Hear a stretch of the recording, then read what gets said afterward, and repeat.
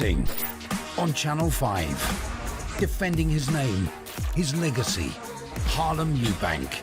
Battling his way up the super lightweight rankings. Can he remain undefeated? Big Fight Live, Eubank versus Usyk, Friday at 10 on Channel 5. Come around now.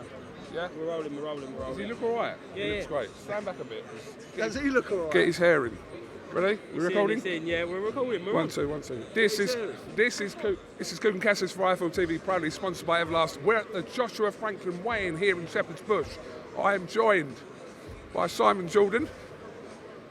Sir Simon Jordan. Oh, nice to be given my full title. It's nice to be with you, KUGAN. I'm hoping that I'm going to get your usual array of pillow-fisted questions. So don't be tricky now, KUGAN. Let's go for worse Let's questions. keep the standard up, shall we? How can I help today? Okay, let's talk about Anthony Joshua and Jermaine Franklin. You have made your comments regarding Anthony Joshua.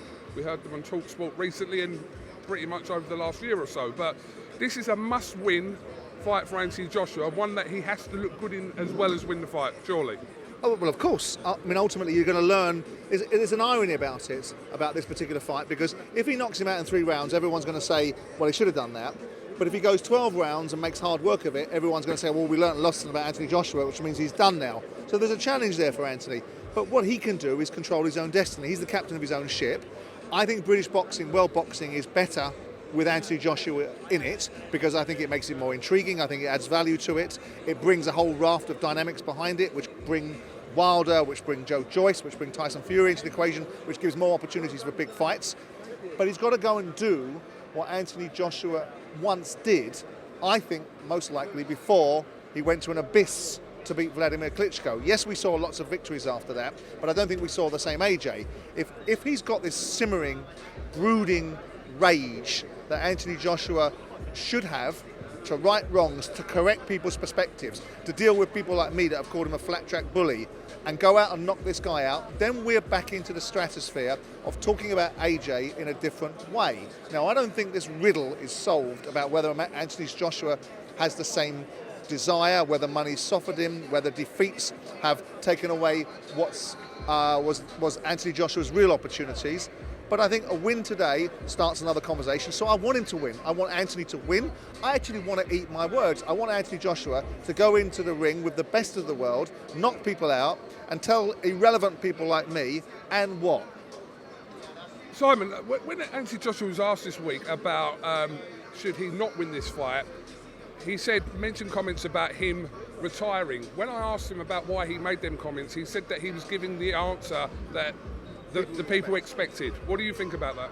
Well, I think that's a fair observation on his own part, because speaking to Eddie Hearn, trying to get something that resembled truth, in this instance I probably did, was a scenario where he talked about Anthony Joshua most likely, if he weren't to win this fight, is in a very invidious position. Yeah, he can still fight, but why would you be the biggest name in boxing at one point, the express train, and then find yourself trawling the circuit just to be in a game that you don't need to be anymore, and clearly you're not able to operate at the highest level, so why would you be? So from that point of view, I think that we're in a situation where he may have been tongue-in-cheek, he may have been given the answer that he felt that everyone needed to hear, but it's the answer probably nearest to the truth. Yeah, I get that. Well, that's a relief. Thank you. I do get we're a little bit pushed for time. I've literally got 2 more questions for you. Simon, what is your overall assessment on the collapse of Fury and Usyk? I know you had Frank Warren in recently, which I listened to, but what is your overall assessment? I'm learning every day. Ask difficult questions, or have the courage of your convictions, or try them, back them up. Did you learn that? No? No? Okay, fine, you didn't. My overall assessment is probably the same as yours, right? Is that there was Saudi money on the table, and however that Saudi money left the table, right? And I'm not necessarily disagreeing with the principle that maybe Fury made that money leave the table in the first place. But if the Saudi money would still be at the table, this fight would have happened.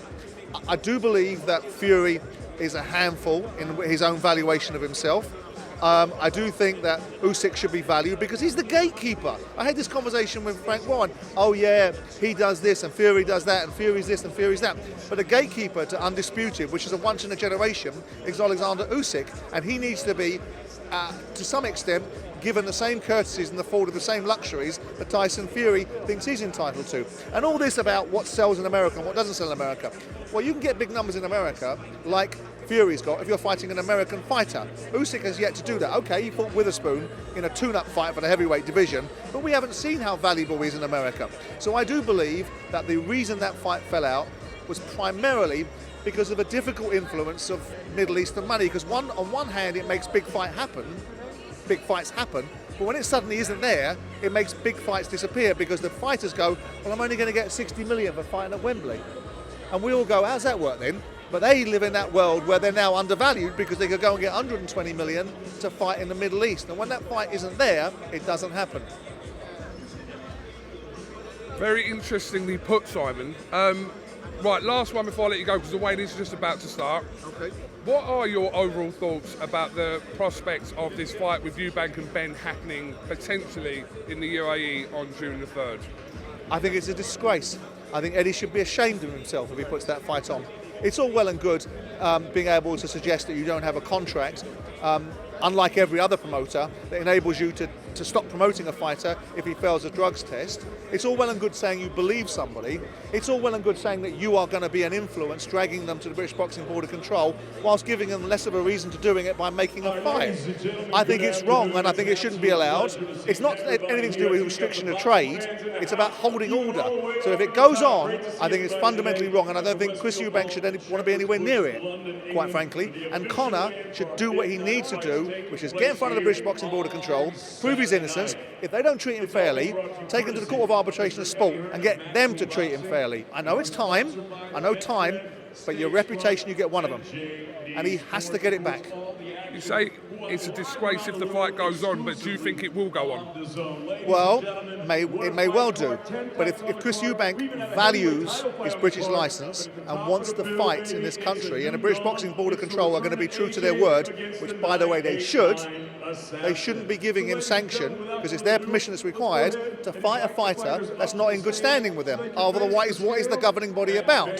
So he shouldn't want that fight, Eubank. If he wants to lose his licence in this country, then it'll go ahead. If he values fighting the British Isles and values the reputation he's built up in this country, then no, it won't. Okay, the weigh-in has just started, so I am going to let you crack on with the rest of your day. Well, that's a relief. Nice to see you, Kugan. Absolutely. Always a pleasure. I'm gonna Never a chore. Hopefully catch up with you Don't again forget in the to near phone up for future. advice whenever you want. If you were available to me, I would take that. There's a lot I can learn from you. Nice to see you. And not just about mobile phones, as Eddie said. Exactly, that's the one they use to diminish me. All he knows about, that was 25 years ago. They used you in their promotional video, so let's just think about you. Absolutely. I'm sure it does. I'm sure it does. Simon Jordan, thank you very much. Pleasure. I refuse to not be first. Do we do enough? Well, I never shut up about it. It must have been about 16, 17. We nicked their guilt rings. Right, the bouncer's guilt ring. This is no good for me. That's the reality. If you want the honest truth, and I see it every day,